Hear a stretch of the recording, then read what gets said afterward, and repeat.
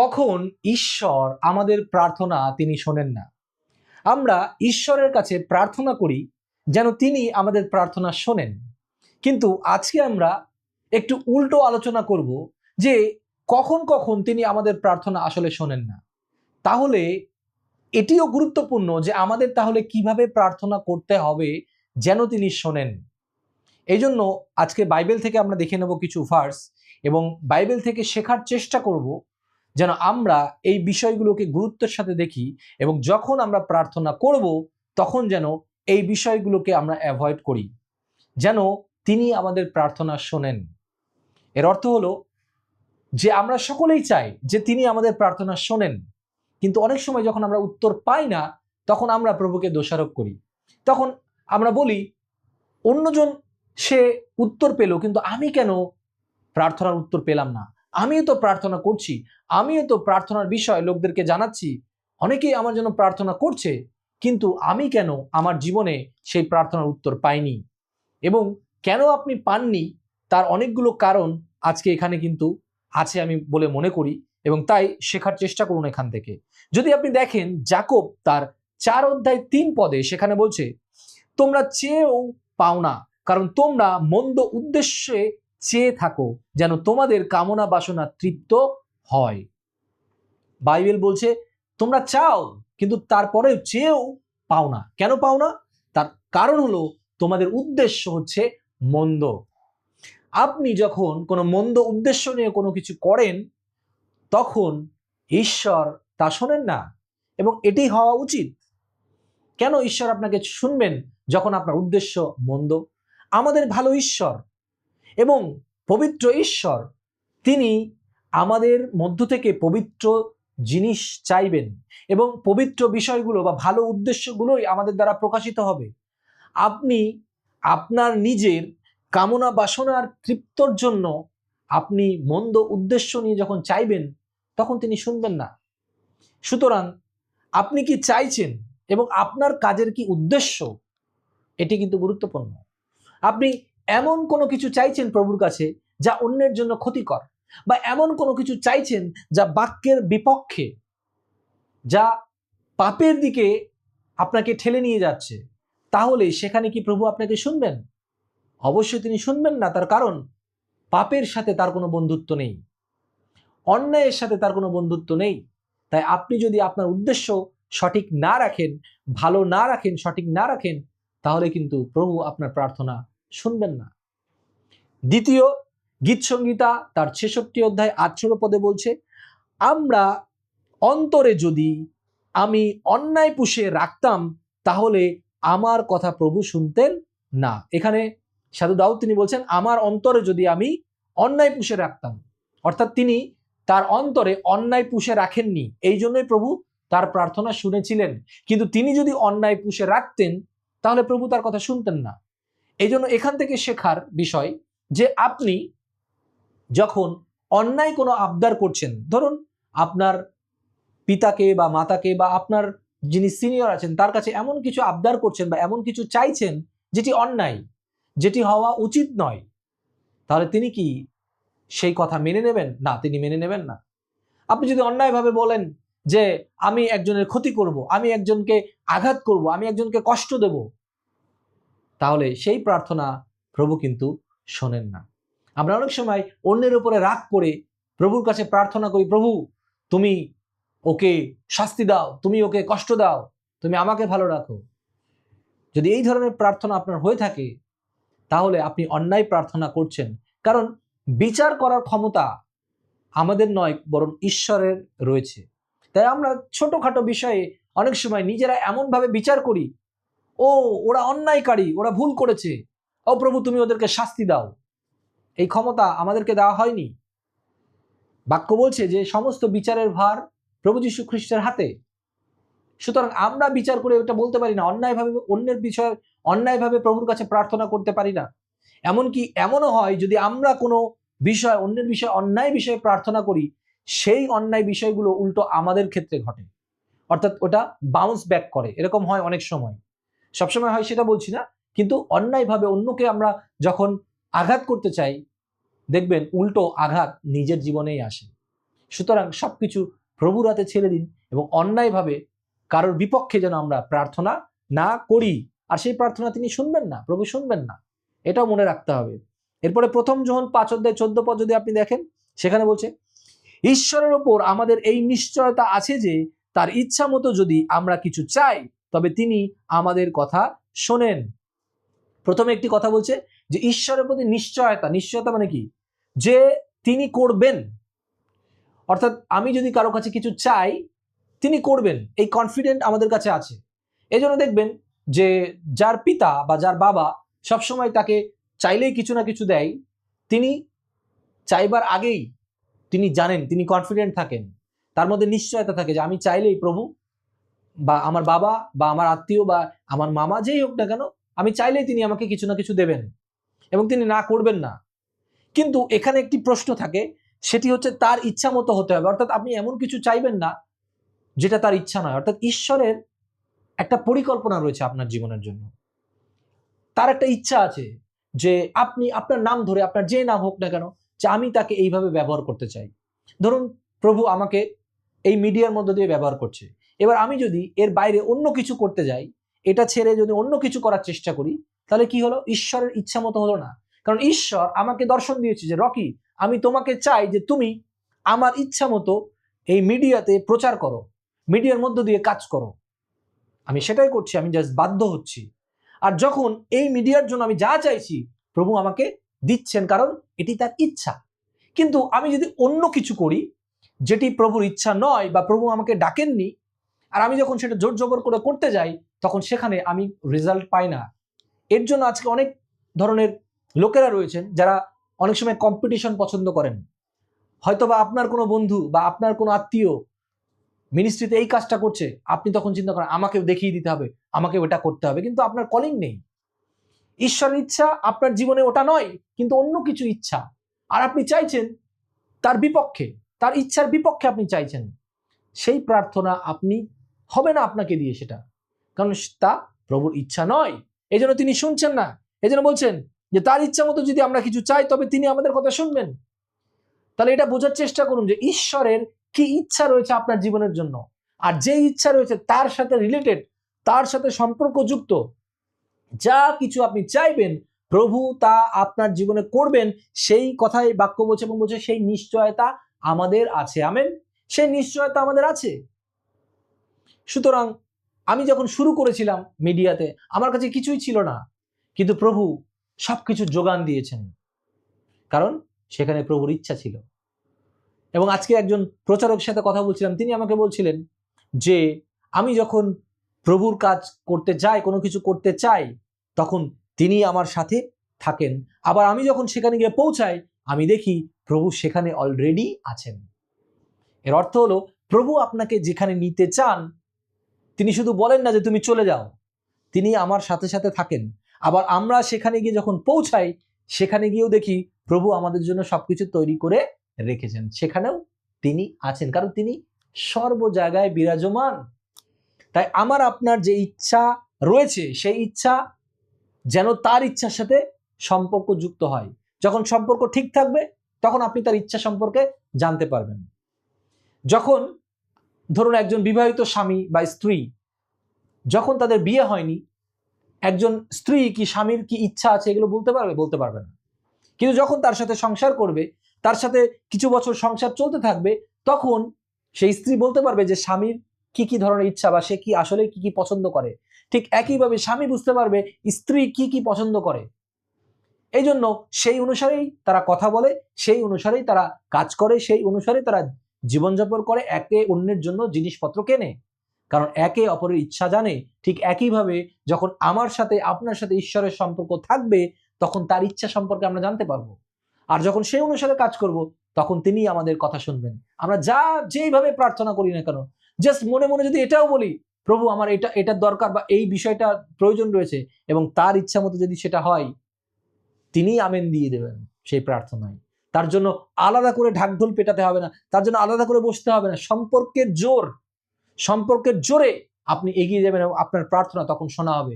কিন্তু তাছাড়া যদি আপনার ইচ্ছা মতো আপনি যদি প্রার্থনা করেন, তাহলে কিন্তু আপনার প্রার্থনা তিনি শুনবেন না। নেক্সট, যাকব 1:6-8 তবে কোনো সন্দেহ না করে তাকে বিশ্বাস করেই চাইতে হবে, কারণ যে সন্দেহ করে সে বাতাসে দুলে ওঠা সমুদ্রের ঢেউয়ের মতো, বাতাসেই তাকে ঠেলে নিয়ে যাবে, বাতাসেই তাকে ঠেলে নিয়ে যাবে, কারণ তার মধ্যে কি থাকে? সন্দেহ। বিশ্বাস আর সন্দেহ একসাথে থাকতে পারে না, হয় আপনাকে বিশ্বাস করতে হবে, নাই আপনাকে সন্দেহ করতে হবে। তাহলে আজকে কি আপনি যখন প্রার্থনা করছেন, আপনার মধ্যে কি সেই সন্দেহ, ও প্রভু কি করবে নাকি করবে না, প্রভু কি এটা করতে পারে? এই জন্য প্রভু যখন লোকদেরকে সুস্থ করছিলেন তখন বলছিলেন যে তুমি কি বিশ্বাস করো যে তুমি সুস্থ হবে বা আমি তোমাকে সুস্থ করতে পারি? তখন বলছে হ্যাঁ প্রভু, আমি সুস্থ হব। তখন বললো তোমার বিশ্বাস অনুসারে। অর্থাৎ সেই বিশ্বাসে তারা কোনো সন্দেহ রাখেনি। তার সেই প্রার্থনায়, অর্থাৎ সেই একটাই ছোট্ট প্রার্থনা, সেই যে অন্ধ বরথিময় সে বলছিল হে দাউদ সন্তান আমার প্রতি দয়া করো, তখন প্রভু বললেন তুমি কি চাও? তার প্রার্থনা কি ছিল? ছোট্ট একটা প্রার্থনা, আমি দেখতে চাই। আর তখন প্রভু বলল যদি তুমি বিশ্বাস করো, তোমার বিশ্বাস, তুমি কি বিশ্বাস করো? তখন বললো হ্যাঁ আমি বিশ্বাস করি। আর তখন সে বললো তোমার বিশ্বাস অনুসারে তুমি সুস্থ হলে।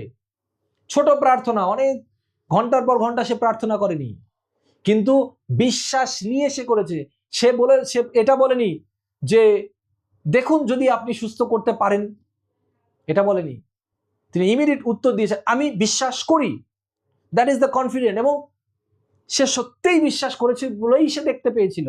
আজকে অনেক সময় অনেক অসুস্থতা নিয়ে আপনি যান, আর তখন চিন্তা করেন ডক্টর আমাকে কি বলেছে, বা অন্য লোকেরা আমাকে কি বলেছে, আমার প্রতিবেশী আমাকে কি বলেছে, ও তোমার তো এই রোগ হয়েছে, এই রোগ থেকে তো মুক্তি পাওয়া এত সহজ না, অনেক কঠিন। আর তখন আপনি প্রেয়ারের মধ্যে বসেছেন বা কোনো রিভাইভাল মিটিংয়ে গেছেন, হয়তোবা কোনো ঈশ্বরের সন্তান প্রার্থনা করছে, আপনি হাত জোর করেছেন আর আপনাকে প্রার্থনা করতে বলা হচ্ছে বিশ্বাসের কথা। আপনি বলছেন ও প্রভু তুমি আমাকে সুস্থ করো, আবার পাশে আপনি চিন্তা করছেন ও আমার এই রোগ তো অনেক বেশি রোগ, একটুখানি সুস্থ হলেই হবে।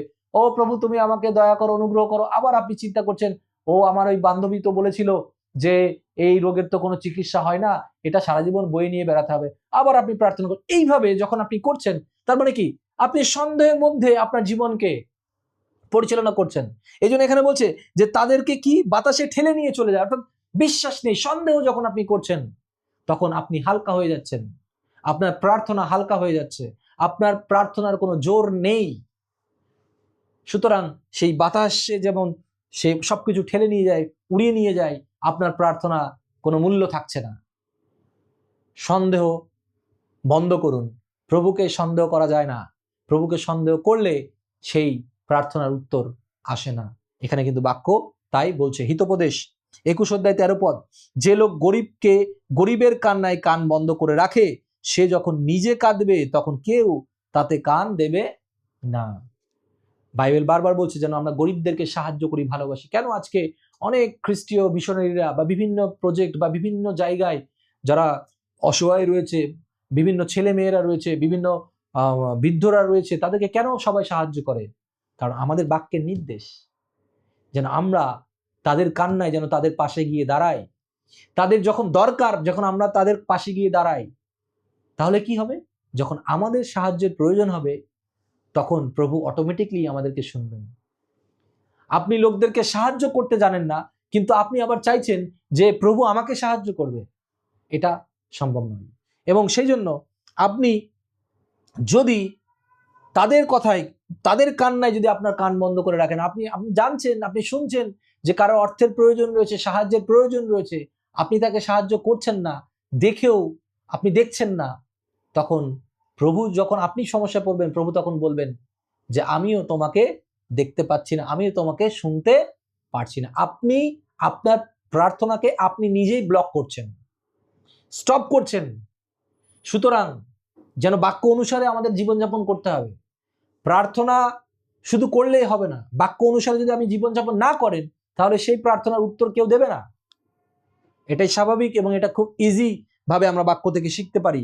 এবং হিতোপদেশ 28:9 সদাপ্রভুর আইন কানুনের কথা যদি কেউ শুনেও না শোনে, তবে তার প্রার্থনা পর্যন্ত ঘৃণার যোগ্য হয়। প্রার্থনাকে ঘৃণার যোগ্য করে ফেলছে এখানে বাক্যে। আপনি যদি বলেন না আমি প্রার্থনা করছি, প্রার্থনাটা ঘৃণার যোগ্য হচ্ছে, তাহলে কিভাবে আমি প্রার্থনা করব? প্রার্থনা তো আপনি করবেন অবশ্যই, প্রার্থনা ইজ ইম্পর্টেন্ট, কিন্তু এই যে বিষয়গুলো আমি বললাম এইভাবে যদি আপনি প্রার্থনা করেন তাহলে তার কোনো লাভ নেই, কারণ ঈশ্বর তা শুনবেন না। ঈশ্বরের কাছে যদি আপনার প্রার্থনা নাই পৌঁছায় তাহলে তার উত্তর কি করে আসবে? এটা অনেকটা আপনি যখন একটা টেলিফোনে ধরুন এটা একটা টেলিফোন বা একটা ফোন, আমি যখন কথা বলছি কিন্তু এর মধ্যে কোনো সিঙ্ক নেই, এর মধ্যে কোনো নেটওয়ার্ক নেই, কোনো কিছু নেই, কিন্তু এটা একটা টেলিফোন, কিন্তু আমি যদি হ্যালো হ্যালো করি কিন্তু ওপারে কেউ শুনবে না, বিকজ আপনার কোনো নেটওয়ার্ক এখানের মধ্যে নেই, কোনো কিছু কানেকশন নেই, কোনো নাম্বার নেই, তাহলে কি করে হবে?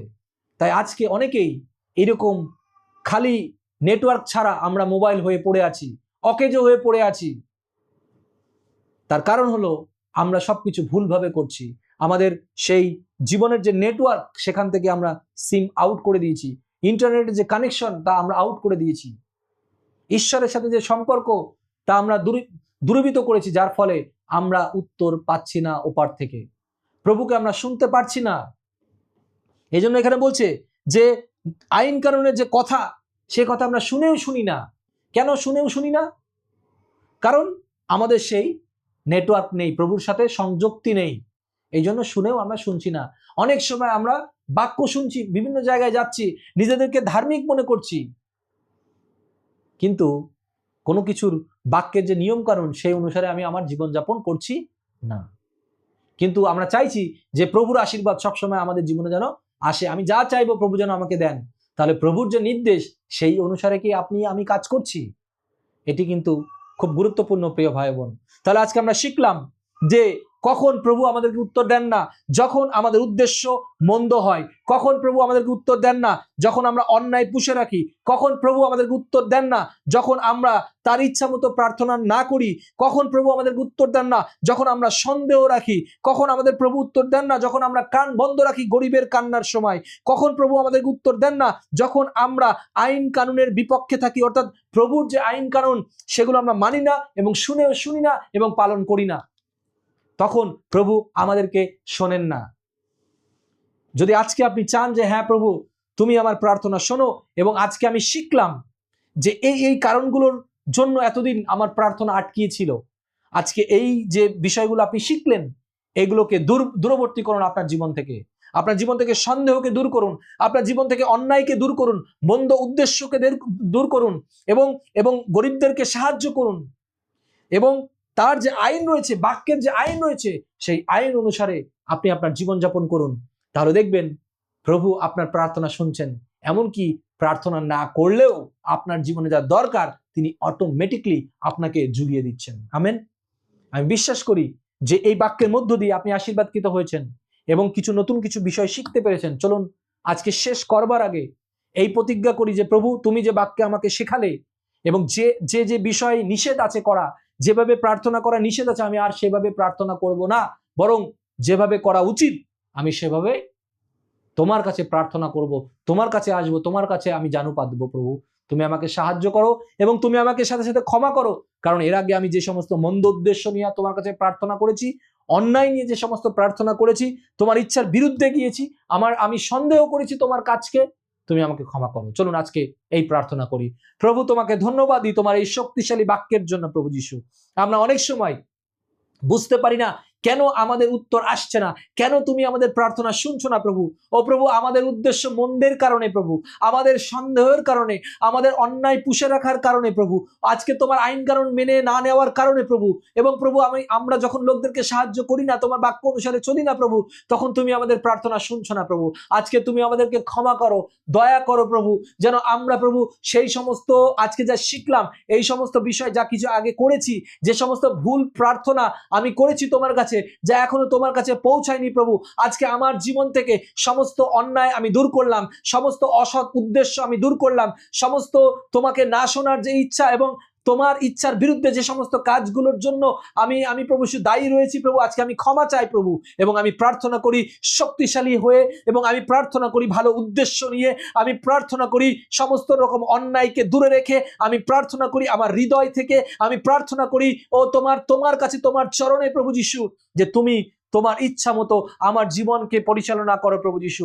আমার ইচ্ছা নয় প্রভু যিশু, তোমার ইচ্ছা অসৎ উদ্দেশ্য নয়, ভালো উদ্দেশ্য নিয়ে আমি প্রার্থনা করতে চাই, যেন আমার পরিবার, আমার জীবন, আমার মণ্ডলী, আমার দেশ, আমার সমাজ, আমার গ্রাম, আমার শহর যেন সকলে তোমাকে জানতে পারে, সকলে যেন মুক্ত হতে পারে, সকলে যেন প্রভু তোমার কাছে আসতে পারে এবং তারা উত্তর পেয়ে তোমার গৌরব, প্রশংসা, মহিমা করতে পারে এবং সমস্ত জায়গায় তোমার যে সুসমাচার তা যেন প্রচারিত হয়, তা যেন এগিয়ে যায়। প্রভু তুমি আমাকে শক্তিশালী করো, যেন আমি যখন লোকদের কাছে সেই হস্তার্পণ করব তারা যেন সুস্থ হয়। প্রভু যিশু, স্পর্শ করার সাথে সাথে তারা যেন সুস্থ হয়, যেন আমার মধ্যে কোনো রকম সন্দেহ প্রবেশ না করে প্রভু, কারণ তুমি সেই মুক্তিদাতা, তুমি প্রভু যিশু আমাদেরকে আরোগ্য দাও, তুমি আমাদেরকে সুস্থতা দাও প্রভু যিশু। তাই আমি যেন আমার জীবন থেকে সমস্ত সন্দেহকে এই মুহূর্তে তোমার নাসরিত প্রভু যিশু খ্রিস্টের নামে আমি দূর করছি। সমস্ত অন্যায় আমি আমার জীবন থেকে তোমার নাসরিত প্রভু যিশু খ্রিস্টের নামে আমি দূর করছি। তোমার সেই নাসরিত প্রভু যিশু খ্রিস্টের নামে আমার যে সমস্ত অসৎ উদ্দেশ্য ছিল, অন্যকে ধ্বংস করার উদ্দেশ্য ছিল, তা দূর হলো যিশু খ্রিস্টের নামে। হালেলুয়া। তোমাকে ধন্যবাদ দিই যে তুমি আমার প্রার্থনা শুনলে প্রভু যিশু, এবং আজকে যারা এই মুহূর্তে শুনছে প্রভু, তাদের তুমি ক্ষমা করলে আমি বিশ্বাস করি, তাদের বিশ্বাস অনুসারে তাদের জীবনে তুমি তাদের কার্য করলে, তাই তোমাকে ধন্যবাদ দিই প্রভু যিশু। এবং তারা আজকে স্বীকার করছে, আমরা আজকে স্বীকার করছি আমাদের ভুলের কারণে আজকে অনেক কিছু পিছিয়ে গেছে, অনেক কাজ হয়নি প্রভু, কিন্তু এখন থেকে প্রভু আমরা তোমার বাক্য অনুসারে আমাদের জীবন যাপন করতে চাই, তোমার আইন কানুন অনুসারে আমরা আমাদের জীবন যাপন করতে চাই, যেন সেই স্বর্গ থেকে আমরা উত্তর পেতে পারি এবং এই পৃথিবীতে আমরা আনন্দিত থাকি এবং আমরা দেখাতে পারি, হ্যাঁ আমাদের প্রভু জীবন্ত, আমরা যখনই তার কাছে কিছু চাই তিনি সাথে সাথে আমাদের জীবনের জন্য করেন, কারণ আমাদের উদ্দেশ্য সৎ। Amen, hallelujah. Thank you, Jesus. Thank you, Holy Spirit. Thank you for your power. Thank you for your grace. Hallelujah. তোমার গৌরব হোক, তোমার প্রশংসা হোক প্রভু যিশু। তোমার দয়া তুমি সমস্ত জায়গায় ছড়িয়ে দাও, প্রত্যেকের মাঝে তুমি ছড়িয়ে দাও, এবং তোমার বাক্যকে যেন আমরা আরো আরো শিখতে পারি, এবং যেই বাক্যগুলি নিয়ে আলোচনা করা হলো যেন পরবর্তী সময়ে যারা এই মুহূর্তে শুনছে তারা আরো স্টাডি করে এবং আরো তোমার কাছ থেকে শিখতে পারে, শুনতে পারে, জানতে পারে, বুঝতে পারে যে তুমি তাদের জীবনের জন্য কি বলতে চাইছো, কি করতে চাইছো। প্রভু তুমি দয়া করলে, তাই তোমাকে ধন্যবাদ দিই। তুমি এই প্রার্থনা শুনলে, তাই তোমার গৌরব করি, প্রশংসা করি, মহিমা করি, তোমাকে ধন্যবাদ দিই। তুমি আমাদের প্রত্যেকের সঙ্গে থাকো, সঙ্গে চলো। এই প্রার্থনা প্রিয়তম প্রভু যীশু খ্রিস্টের নামে চাইলাম। Amen, amen, amen.